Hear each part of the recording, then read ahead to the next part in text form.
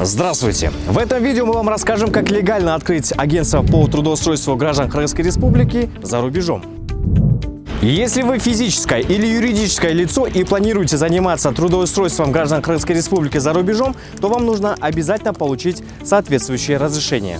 Выдает его Центр трудоустройства граждан за рубежом при Министерстве труда, социального обеспечения и миграции Кыргызской Республики. Процедура начинается с подачи заявления. Вам нужно собрать необходимый пакет документов. Первое. Заявление. Пишется на имя руководителя центра. Второе. Документы руководителей и учредителей. Нужны копии удостоверения личности. Важный нюанс. Если среди учредителей есть иностранец, потребуется нотариально заверенный перевод паспорта, а также документы, подтверждающие законность его пребывания и право на работу в Кыргызстане. Третье. Договоры с зарубежными партнерами. Это могут быть соглашения с иностранным работодателем или посредником. Внимание! Если договор на иностранном языке, приложите нотариально заверенный перевод. Четвертое. Документы иностранного партнера. Нужно подтвердить, что принимающая сторона имеет право нанимать иностранцев. Предоставляются нотариально заверенные копии с апостилем или консульской легализацией. Если по законам той страны легализация не нужна, подойдет выписка о виде деятельности. Важно! Все иностранные документы должны быть легализованы и переведены на государственный или официальный язык Кыргызской Республики с нотариальным заверением. Пятое. Проект трудового договора. Это шаблон того, что вы будете подписывать с работником и зарубежным работодателем.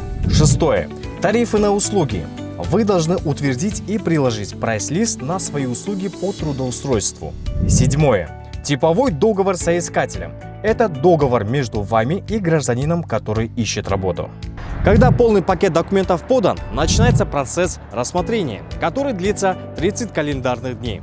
По итогам рассмотрения вас пригласят на заседание межведомственной комиссии. Межведомственная комиссия принимает окончательное решение. Результаты заседания оформляются протоколом, где может быть указано выдача разрешения, отказ. В том случае, если можно исправить замечания и подать документы снова. Отложение рассмотрения. Нужно устранить причины указанной комиссии и прийти на следующее заседание. Если решение положительное, осталось выполнить два обязательных условия. Первое. Оплатить государственную пошлину. Второе. Внести гарантийный взнос. Реквизиты для оплаты публикуются на официальном сайте migrant.kg вместе с решением комиссии. Как только вы предоставите квитанцию об оплате, разрешение будет готово. Его выдача занимает 5 рабочих дней. Первичное разрешение дается сроком на 1 год. Если вы хотите продлить разрешение, заявление рассматривается также 30 дней. Продление возможно на срок до 3 лет с даты оплаты госпошлины. Важно!